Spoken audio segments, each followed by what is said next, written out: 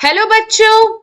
Let's read the question. The unique behavior of copper having a positive E0 reduction potential accounts for its inability to liberate H2 from acid.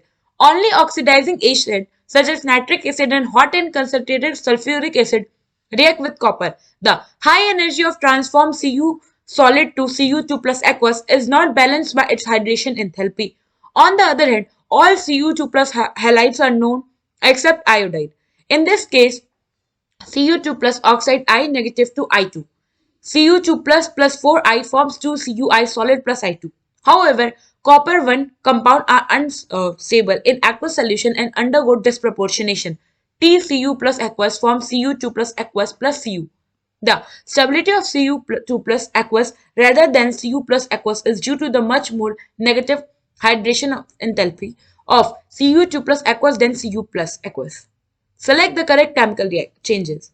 So question में क्या कह रहा है कि जो Cu है इसका यूनिक बिहेवियर होता है क्योंकि इसका रिडक्शन पोटेंशियल जो होता है वो पॉजिटिव होता है, जिस वजह से ये H2 को लिबरेट नहीं कर पाता है एसिड से। केवल ऑक्सीडाइजिंग एजेंट जैसे कि नाइट्रिक एसिड और hot and concentrated sulphuric acid यही कॉपर के साथ रिएक्ट करते हैं और Cu सॉलिड को Cu2 प्लस बनाने में बहुत ज्यादा एनर्जी लगता है और इसको हम हाइड्रेशन एंथैल्पी से बैलेंस नहीं कर सकते। साथ ही साथ कॉपर 2 के सारे हेलॉइड्स हमें पता है एक्सेप्ट कॉपर 2 है आयोडाइड। ऐसा इसलिए क्योंकि Cu2 प्लस ऑक्सीडाइज कर देता है आई नेगेटिव को I2 में, जैसा कि आप इस रिएक्शन में देख सकते हैं। इसके साथ ही साथ जो कॉपर 1 अगर बात करें Cu प्लस के, इनका कंपाउंड अनस्टेबल होता है और वो डिस्प्रोपोर्शनेट कर जाता है। अगर आप यहाँ देखो तो ये कॉपर प्लस 2 में गया यानी कि ऑक्सीडेशन स्टेट बढ़ाया और 0 पे गया यानी कि ऑक्सीडेशन स्टेट डिक्रीज किया। जो Cu2 प्लस होता है ये ज्यादा स्टेबल होता है Cu प्लस से और इसका रीजन ये है कि इसका हाइड्रेशन एंथैल्पी बहुत ज्यादा होता है as compare with Cu plus. हमें बताना है इन केमिकल रिएक्शन में से कौन सा करेक्ट केमिकल चेंज है, या आप ये कहो इनमें से कौन सा हमारा करेक्ट केमिकल रिएक्शन है। तो हम एक एक करके हमारा रिएक्शन को देखें। सबसे पहले क्या कह रहा है कि जब हम कॉपर को रिएक्ट कराते हैं डाइल्यूटेड H2SO4 के साथ, जब हम कॉपर को डाइल्यूटेड H2SO4 के साथ कराते हैं तो कोई रिएक्शन नहीं होता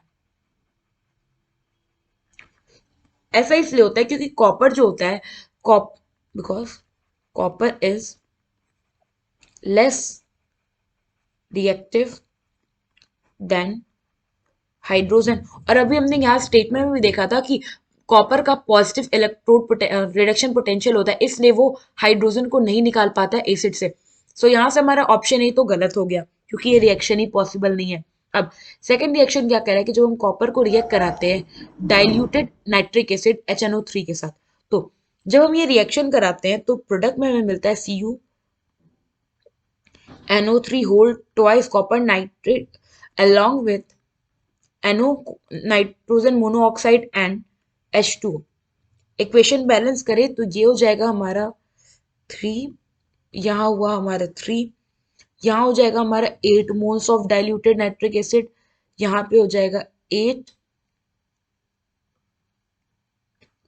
और वाटर के आगे हो जाएगा हमारा, सॉरी यहाँ पे 8 नहीं होगा, यहाँ पे होगा हमारा 2 क्योंकि इधर ऑल 2, सो 2 और ये हो गया हमारा 4। ये हो गया हमारा बैलेंस रिएक्शन। क्वेश्चन में अगर आप देखो तो हमें क्या कह रहा था कि पहला प्रोडक्ट तो सही बट दूसरा प्रोडक्ट N2 है जबकि हमें मिला N, हमारा ये रिएक्शन भी गलत है।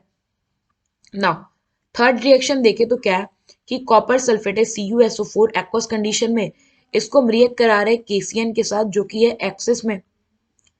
तो जब हम ये रिएक्शन कराते हैं तो पहले क्या होता है, हमारा ये KCN के साथ रिएक्ट करा कॉपर सल्फेट, तो ये बनाता है K2SO4 plus CuCN whole twice. अब ये जो CuCN होल ट्वाइस है ना, ये क्या होता है आपका लीस्ट स्टेबल होता है। तो ये क्या करता है CuCN होल ट्वाइस, ये डिसोशिएट हो जाता है into CuCN and CN whole twice में, और ये जो CuCN है ये इनसॉल्यूबल होता है। और ये जो हमारा CN होल ट्वाइस है ये हो गया हमारा साइनोजन।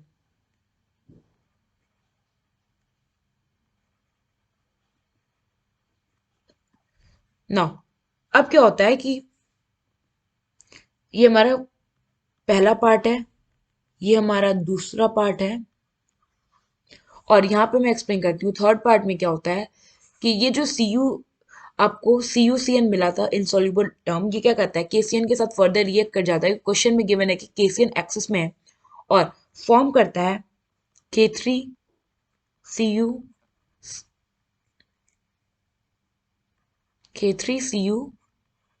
Cn होल 4, और ये जो होता है अब सॉल्यूबल होता है ना। अगर आप प्रोडक्ट में देखो तो हमें K2 दिया है जबकि हमें क्या मिल रहा है K3 मिल रहा है, सो ये भी हमारा रिएक्शन गलत है। And the fourth reaction is कि जो कॉपर सल्फेट है ये रिएक्ट कर रहा है NH4OH अमोनियम हाइड्रोक्साइड के साथ। तो जब ये इसके साथ रिएक्ट करता है तो प्रोडक्ट में हमें मिलता है CuOH whole type twice copper hydroxide precipitate, और इसके साथ साथ मिलता है हमें NH4 whole twice SO4 ammonium sulphate. और एक रिएक्शन बैलेंस करें तो यहाँ हो जाएगा 2 और हमारा रिएक्शन बैलेंस।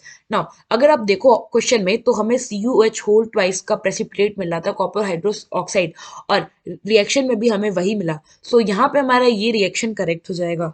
नाउ क्वेश्चन में हमसे क्या पूछा था कि कौन सा करेक्ट है यहाँ पे, सो यहाँ पे हमारा ऑप्शन डी करेक्ट ऑप्शन होगा।